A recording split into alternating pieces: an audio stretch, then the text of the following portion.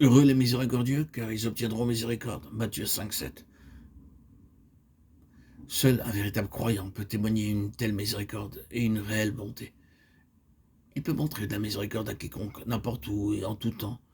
Au plus répugnant, il peut lui être témoigné de la miséricorde, mais ce ne sera impossible que si nous avons l'amour divin. Cet amour ne peut pas être le produit d'une activité humaine ou d'un effort humain. Il doit être répandu dans nos cœurs par le Saint-Esprit. Ce n'est que par un tel amour qu'il nous sera facile de pardonner aux autres. Beaucoup de croyants, le cœur endurci, n'aiment qu'en parole, mais non du cœur. Nous avons l'occasion de témoigner de la miséricorde au nom de Christ lorsque les autres nous demandent de leur pardonner. Matthieu 18, 35. Je sais par expérience que beaucoup de gens, lorsqu'ils ont été touchés par la parole de Dieu, sont allés présenter leurs excuses aux personnes concernées.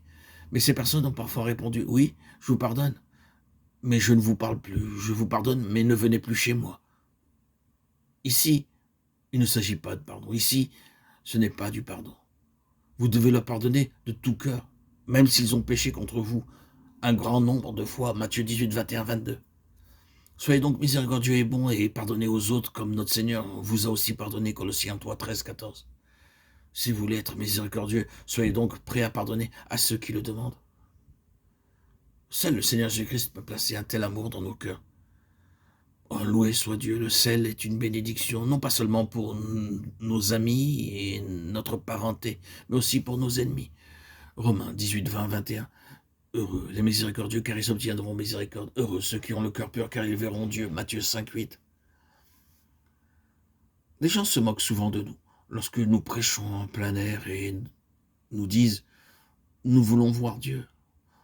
Montrez-nous votre Dieu et nous croirons en lui. » Ils ne comprennent pas qu'avant de voir Dieu, ils doivent avoir un cœur pur. La Bible dit « Heureux ceux qui ont le cœur pur, car ils verront Dieu. » Ils le verront, non pas pour un moment, une minute ou une heure seulement, mais pour l'éternité. Ils le verront dans sa pleine gloire et ils seront tout près de lui. La parole de Dieu dit dans Jean 1 Jean 1, 7, que le sang de Jésus-Christ nous purifie continuellement. Permettez-moi d'expliquer cela.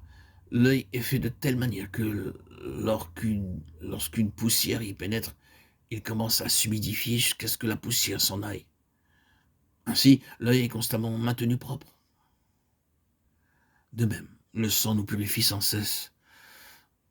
De mauvaises pensées essaient toujours de pénétrer nos cœurs. Elles ne partiront qu'avec le sang du Seigneur Jésus-Christ. Lorsque nous disons par la foi « Ô Seigneur, lave-moi », nous sommes immédiatement purifiés.